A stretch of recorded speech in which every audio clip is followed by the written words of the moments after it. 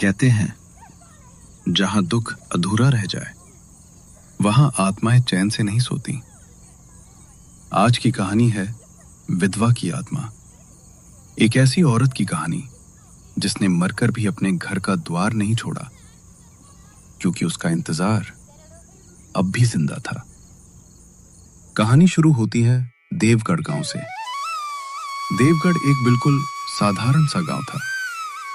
दिन में किसानों की हलचल, गायों की आवाजें, बच्चों की हंसी।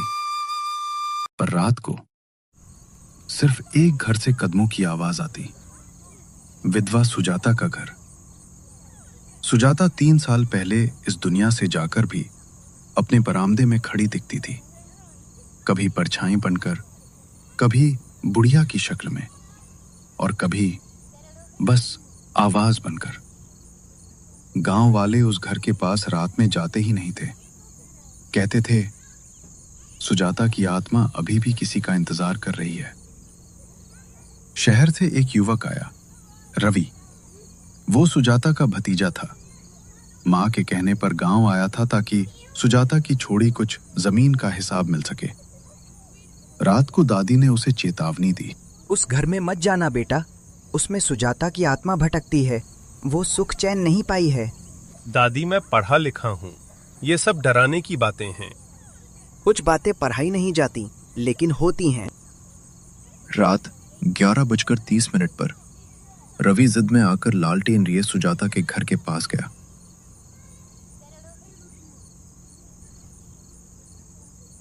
घर बिल्कुल सुनसान, दरवाजा टूटा हुआ, दीवारों में सीलन, खिड़की से धूल उड़ रही थी।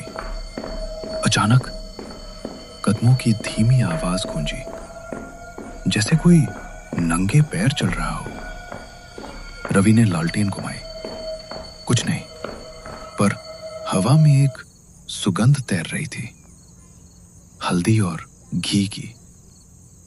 ऐसी ही खुशबू सुजाता के हाथ के खाने में आती थी। रवि की धड़कन तेज।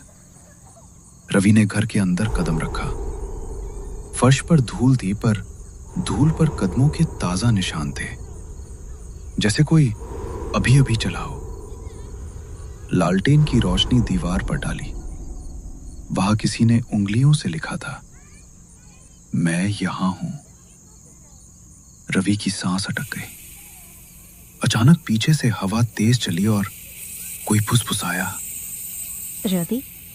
वो आवाज बेहद धीमी, पर लड़की जैसी, और उसकी पहचान की हुई। रवि घूम गया। वहां कोई नहीं। लालटेन बुझ गई। कमरे में खूब अंधेरा, और उसी अंधेरे में एक परछाई उभरी, धीरे धीरे, जैसे धुएं से बन रही हो।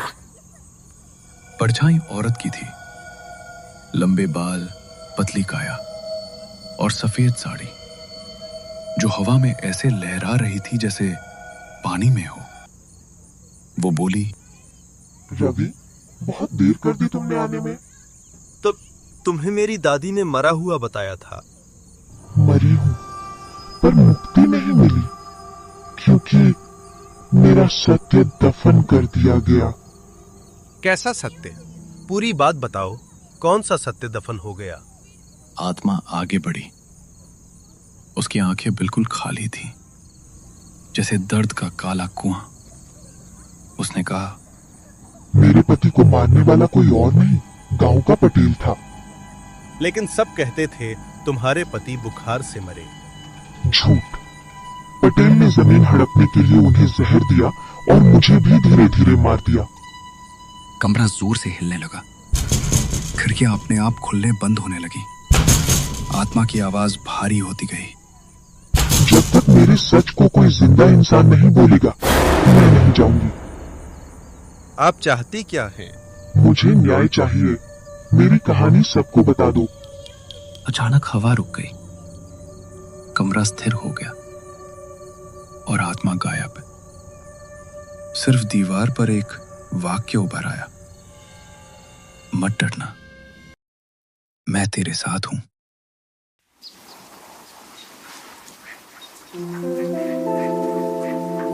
अगली सुबह रवि पंचायत पहुंचा और सुजाता की मौत का सच सबके सामने रखा। गांव वाले दंग रह गए। पटेल के चेहरे का रंग उड़ गया। उसकी हरकतें सामने आ गईं। जमीन सुजाता के नाम पर वापस की गई। उस रात रवि फिर सुजाता के घर गया। घर शांत था, पहली बार, बिल्कुल शांत। बरामदे में हल्की सी हवा चली और किसी के मुस्कुराने की धीमी आवाज आई। रवि, अब मैं मुक्त हो गई। रवि, तुमने मुझे इस बंधन से मुक्त कर दिया। और उसके बाद सुजाता की आत्मा कभी नहीं दिखी, कभी नहीं सुनी गई। कहते हैं आत्माएं डराती नहीं, बस दर्द की पुकार समझाना चाहती हैं। और यदि किसी का सच दबा हो तो मौत भी उसे खामोश नहीं कर सकती। देवगढ़ गांव में आज भी लोग कहते हैं विधवा सुजाता भले चली गई, पर न्याय की आवाज उसकी ही तरह कभी नहीं मरती।